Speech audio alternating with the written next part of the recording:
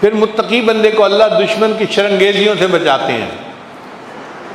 ارشاد فرمایا ان تصبروا وتتقوا لا یضرکم کیدہم شیئا، کہ اے میرے محبوب اگر تم صبر کرو گے اور تقوی اختیار کرو گے تو اللہ تعالیٰ ان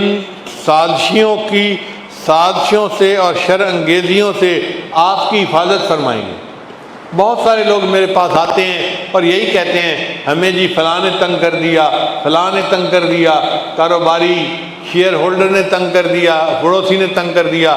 میں ان کو ہمیشہ یہی کہتا ہوں ان تتقوا اللہ، کہ اگر تم ان تصبروا وتتقوا لا یضرکم کیدہم شیئا، اگر تم صبر کرو گے اور تقوی اختیار کرو گے تو کوئی بندہ تمہیں نقصان پہنچا نہیں سکتا، اللہ تعالیٰ تمہاری حفاظت کرے گا۔ اور الحمدللہ ہزاروں لوگوں کو میں نے ان شرنگیزیوں سے بچتے ہوئے آنکھوں سے دیکھا ہے۔